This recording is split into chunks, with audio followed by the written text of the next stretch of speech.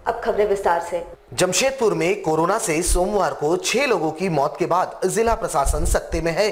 सरकार और जिला प्रशासन के तमाम प्रयासों के बाद भी लोग लापरवाही बरत रहे हैं। इधर मंगलवार को जिला प्रशासन ने एक बार फिर से शहर की सड़कों पर सख्ती दिखाई और बाजार में भीड़-भाड़ इलाकों में जांच अभियान चलाया।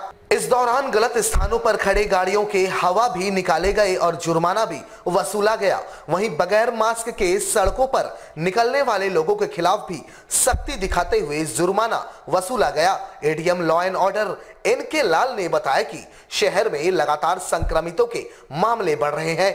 एमजीएम अस्पताल में तकनीकी खराबी आने के कारण जांच नहीं हो पा रही थी और लोग इसे संक्रमण कम होने की भूल मान बैठे और लापरवाही बरतते हुए बाजारों में निकल पड़े। उन्होंने लोगों से ऐसी गलती ना करने की अपील की। उन्होंने बताया कि कोरोना का खतरा टला नहीं है बल्कि और व्यापक रुख इख्तियार कर रहा है। वहीं सरकार के आदेशों को धत्त बताकर मंगला हाट लगाने पहुंचे दुकानदारों को भी जिला प्रशासन द्वारा खदेड़ा गया और जुर्माना भी वसूला गया।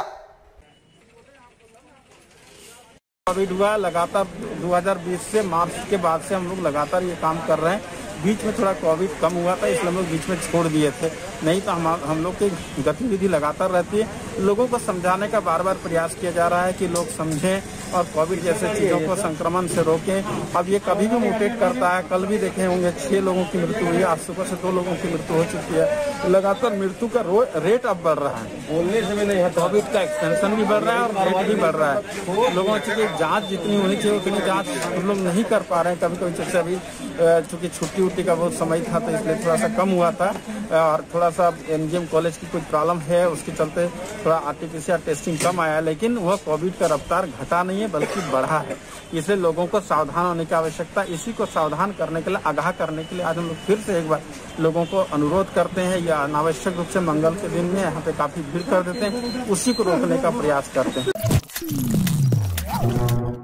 जमशेदपुर के टाटा मुख्य अस्पताल में 18 वर्षीय युवक की मौत के बाद परिजन आक्रोशित हो उठे और लापरवाही का आरोप लगाकर जमकर बवाल काटा। परिजनों ने डॉक्टर जयंत कुमार के खिलाफ कार्रवाई की मांग की। बताया जाता है कि जोजो बेड़ा कृष्णा नगर निवासी 18 वर्षीय अभिषेक कुमार को 4 दिन पूर्व एक्सीडेंट के बाद यहां भर्ती करवाया गया था। डॉक्टर ने ऑपरेशन कर युवक का एक हाथ काट दिया था। उसके बाद मरीज को डिस्चार्ज कर दिया। पुनः मरीज को दर्द अनुभव होने पर यहां लाया गया, जहां इलाज के क्रम में उसकी मौत हो गई। परिजनों ने बताया कि जब मरीज पूरी तरह से ठीक नहीं हुआ फिर डिस्चार्ज कैसे कर दिया गया। उधर हंगामा की सूचना मिलते ही बिष्टुपुर थाना पुलिस मौके पर पहुंची और मामले को शांत करवाने में जुट गई। शुक्रवार को बच्चा का एक्सीडेंट हुआ था, बृहस्पतिवार को, तो हम लोग लेके आए 3 बजे करीब यहाँ पे एडमिट कराने के लिए। 500 रुपया पेपर बनाने का लिया, 19,000 रुपया डिपॉजिट लिया भर्ती करने का। उसके बाद शुक्रवार को हम लोग को 7 बजे करीब फ़ोन आया अस्पताल से कि अपना पेशेंट का आपको सर्जरी कराना है, 1 लाख रुपये डिपॉजिट कराइए। हम लोग आनंद फान में 1 लाख रुपये डिपॉजिट कराए। शाम को 4 बजे तक इसका चला सर्जरी। बोला बहुत बढ़िया, बहुत सुंदर है, पर एक हाथ काट दिया। हम लोग फिर भी पूछते कि चलो मेरा घर का बच्चा बच रहा है, हाथ कट गया फिर भी क्या दिक्कत है, अगर मान लिया हाथ कट के जीवन बचता है तो कोई दिक्कत नहीं। पर शनिवार को फिर छुट्टी कर दिया। शनिवार को हम लोग बोलता है कि पैसा जमा कीजिए, आपका 80,000 रुपये बिल हो गया है। मतलब सब मिला के टोटल इसका बिल दिखा था 1,97,000 कुछ रुपया बिल दिखा, जिसमें कि हम जमा किए थे 1,19,000 कुछ जमा किए थे। उसके बाद फिर हम ऐसे डिपॉजिट किए। उसके बाद ले गए पेशेंट को, दवा भी हम लोग को नहीं दिया, एक तो दवा तक नहीं दिया हम लोग को कि आप दवा ले जाइए यहाँ से, इतना पैसा जमा किए। फिर भी हम लोग बाहर से दवा खरीदे। उसके बाद फिर मंडे को इलाज हुआ। हम लोग लेके आए, दर्द हुआ तो लेके आए उसको, फिर वही ड्रेसिंग किया, छोड़ दिया। हम लोग बोले भर्ती कीजिए, हम जमा कर रहे पैसा। बोलता नहीं सब ठीक है, बढ़िया है। देखिए आज उसका देहांत हो गया।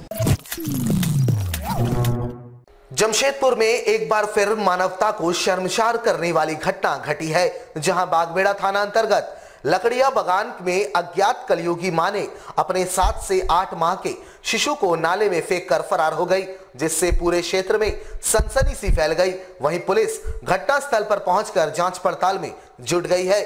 सुबह के वक्त स्थानीय लोग लकड़िया बगान स्थित खेत में काम करने पहुंचे।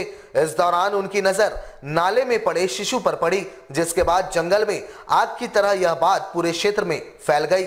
वहीं स्थानीय लोगों का हुजूम घटनास्थल पर पहुंचा और सभी दबे जुबान से कलयुगी मां को कोसते नजर आए, जिसने इस शर्मसार घटना को अंजाम दिया था। वहीं जानकारी मिलते ही बागबेड़ा पुलिस भी दलबल के साथ मौके पर पहुंची, जहां जांच के क्रम में पुलिस ने पाया कि शिशु की मौत हो गई है। पुलिस ने शिशु के शव को अपने कब्जे में ले लिया, साथ ही इसको कृत्य घटना को अंजाम देने वाली महिला की पहचान के लिए आसपास लगे सीसीटीवी फुटेज को खंगालना शुरू कर दिया। वो लकड़िया बागान के पास एक नाला है, इसमें एक शिशु का डेड बॉडी है, जो कि लगता है कि बिल्कुल नवजात है। इसमें हम लोग अग्रिम कार्रवाई कर रहे हैं। केंद्र सरकार के खिलाफ देश भर के ट्रेड यूनियनों ने आगामी 23 और 24 फरवरी को देशव्यापी हड़ताल का निर्णय लिया है। इसको लेकर देश भर के ट्रेड यूनियन एक मंच पर आकर हड़ताल को सफल बनाने की रणनीति बनाने में जुट गए हैं। मंगलवार को जमशेदपुर में इंटक के प्रदेश अध्यक्ष राकेश्वर पांडे के नेतृत्व में 23 और 24 फरवरी के हड़ताल को सफल बनाने की रणनीति बनाई गई। इस संबंध में इन्होंने कहा कि केंद्र सरकार की मजदूर विरोधी नीतियों के कारण आज देश भर के मजदूर त्राहिमाम हो गए हैं। साजिश के तहत सरकारी उपक्रमों को बेचा जा रहा है। महंगाई, गरीबी और बेरोजगारी चरम सीमा पर पहुंच चुकी है।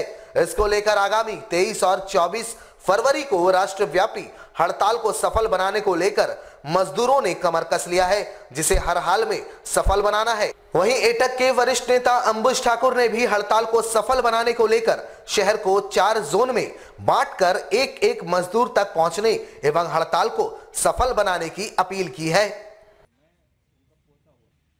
राष्ट्रीय स्तर पर तमाम सेंट्रल ट्रेड यूनियन के द्वारा 23-24 फरवरी को हड़ताल की घोषणा की गई। जमशेदपुर शहर में माननीय राकेश्वर पांडे जी के नेतृत्व में तमाम संयुक्त ट्रेड यूनियन के लोग आज हम लोग बैठे थे और हम लोग तय किए हैं कि शहर में किस तरह से हड़ताल को सफल बनाना है। शहर को 4 दिशा में बांट करके कमेटी बनाने का निर्णय लिया गया है। शहर में आम जनता के साथ साथ मजदूरों के बीच कैसे जाना है, उसके लिए पोस्टर का व्यवस्था किया गया है। पर्चा का वितरण का तैयारी की गई है। ये तमाम चीज़ों को लेकर के आज तैयारी हुई है और हम लोग कल से 23-24 के हड़ताल को लेकर के शहर में उतरेंगे। सभी जगह पर नुक्कड़ सभा से लेकर के सारी तैयारी की गई है। उसको हम लोग फलीभूत मजदूरों के बीच ले जाएंगे। जमशेदपुर के मानगो क्षेत्र के मुख्य सड़क पर विगत 13 जनवरी को मानगो नगर पालिका द्वारा अतिक्रमण हटाओ अभियान चलाया गया था, जहां जब्त किए गए सामानों को दुकानदारों को वापस नहीं किया जा रहा है, ना ही जब्ती सूची दुकानदारों को दी गई, जिससे दुकानदारों के भीतर आक्रोश देखा जा रहा है। इनके अनुसार विभाग के लोग अपनी मनमानी पर उतारू हैं। नियम के तहत जब भी अभियान के तहत सामानों की जब्ती की जाती है, त्वरित रूप से जब्ती की सूची दुकानदारों को प्रदान करने का नियम है, जिसे विभाग ने पूर्ण नहीं किया। साथ ही जब दूसरे दिन दुकानदार निगम कार्यालय पहुंचकर अपने सामानों की जानकारी हासिल करनी चाहिए, तो विभाग ने सामान नहीं होने की बातें कहकर उन्हें वापस भेज दिया। इन बातों से तमाम दुकानदार आक्रोशित हो उठे हैं और आगे आंदोलन की रणनीति बना रहे हैं। ये है कि एकदम अचानक से मानगो नगर निगम की गाड़ी आती है, अनाउंस करती है कि आप अपना सामान हटा लीजिए, नहीं तो जब्ती कर ली जाएगी, जबकि पहले से नोटिस देना चाहिए। लेकिन ये अनाउंस होते होते उनके सामानों को उठा लिया जाता है, गाड़ी में रख लिया जाता है, जबकि ये दुकानदार वे जागरूक है, उन्हें पता है कि एक कानून के अनुसार अगर सामानों की जब्ती हम करते हैं तो उसकी छायाप्रति दुकानदार को देना है तत्काल, लेकिन ये भी नहीं किया जाता है। इसके बावजूद जब दुकानदार उस सामान की वापसी के लिए वहां जाते हैं तो उन्हें सीधा सीधा नकार दिया जाता है कि यहाँ इस तरह का कोई सामान नहीं आया है। इस तरह से सीधे तौर पर एक सामान की लूट के ही कहेंगे हम कि एक गरीब जो संक्रमण काल में इतने तरह से पीड़ित हैं, उनकी जमा पूंजी को इस तरह से ले लेना ये कतई उचित नहीं, ये बहुत ही दुर्भाग्यपूर्ण है। इनकी लिखित शिकायत, हम इसकी शिकायत लिखित जो है मुख्यमंत्री को भी कर रहे हैं, नगर आवासीय विभाग भारत सरकार को और झारखंड सरकार को भी इसकी लिखित शिकायत हम लोग कर रहे हैं। जमशेदपुर के गोविंदपुर के लोगों का हाल बुरा है। दरअसल क्षेत्र में लोग जलापूर्ति के लिए खोदे गए गड्ढों में लीकेज के कारण हो रहे जल जमाव से परेशान हैं। लोग हर संभावित दर पर फरियाद लगा चुके हैं, मगर कहीं से भी कोई समाधान नहीं मिलने से लोग नरकीय जीवन जीने को विवश हैं। सड़कों पर जल जमाव के कारण हर दिन लोग दुर्घटना का शिकार हो रहे हैं। स्थानीय विधायक से लेकर जिला प्रशासन तक अपनी फरियाद लोग लगा चुके हैं और आज भी सरकारी पहल का इंतजार कर रहे हैं। वैसे स्थानीय लोगों में धीरे धीरे आक्रोश बढ़ता जा रहा है। लोग आंदोलन की तैयारी में जुट गए हैं। कि जब से गोविंदपुर में जलापूर्ति का काम शुरू हुआ है तो जल तो मिलना चाहिए। गोविंदपुर के लोगों को तो पानी की बहुत समस्या था, लेकिन उससे बड़ा विकट समस्या ये जो पाइप लीकेज है, इसके माध्यम से गोविंदपुर के लोगों को झेलना पड़ रहा है। मेन रोड की ये स्थिति है कि लोग पैदल नहीं चल सकता है, परिवार और बच्चे को लेकर गाड़ी से नहीं जा सकता है। आए दिन दुर्घटना घटते रहता है और इसमें पूरे का पूरे प्रशासन की लापरवाही और ठेकेदार के लूट की वजह से गोविंदपुर के जनता पूरी तरह से त्रस्त है। यहाँ बड़े बड़े नेता रहते हैं गोविंदपुर में, यहाँ के स्थानीय विधायक भी इस पर कभी ध्यान आज तक नहीं दिया। लोगों का एक से एक डिमांड आया, विधायक से लेकर प्रशासन तक, यहाँ तक के लोग डीसी के पास भी गया इस विषय को लेकर के, लेकिन आज तक इसकी तरफ कोई समाधान नहीं हो पाया। जमशेदपुर आबकारी विभाग को एक बार फिर से बड़ी सफलता मिली है, जहां विभाग के सहायक उत्पाद आयुक्त के निर्देश पर परसोडी थाना अंतर्गत सरजमदा में सोमवार देर रात छापेमारी करते हुए अवैध शराब भंडारण का खुलासा किया गया। साथ ही शराब कारोबारी विशाल सिंह को गिरफ्तार कर न्यायिक हिरासत में भेज दिया गया। विभाग ने छापेमारी के क्रम में झारखंड में प्रतिबंधित 40 पेटी करीब 360 लीटर विदेशी ब्रांड के शराब बरामद किए हैं।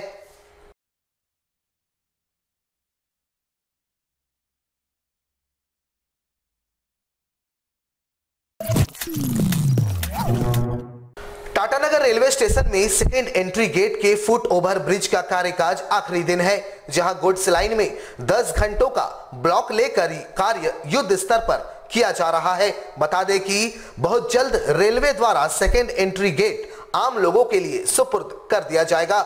लंबे समय से चल रहे सेकेंड एंट्री गेट के फुट ओवर ब्रिज में आज अंतिम दिन रेल प्रबंधन द्वारा 10 घंटों का ब्लॉक लेकर लास्ट गार्डर लगाया गया। मिली जानकारी के अनुसार 31 जनवरी तक फुट ओवर ब्रिज को आम लोगों के लिए सुपुर्द कर दिया जाएगा।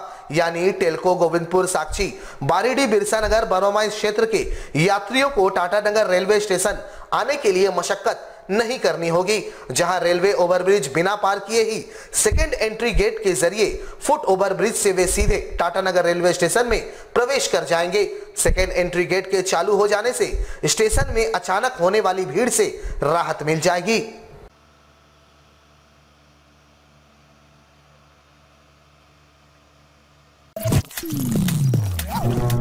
हमारे साथ लगातार जुड़े रहने के लिए आप हमें YouTube पर जरूर सब्सक्राइब करें। आज के लिए बस इतना ही। कल आपसे फिर मिलेंगे कुछ नई खबरों के साथ। तब तक के लिए AMG न्यूज़ की पूरी टीम को दीजिए इजाजत। नमस्कार।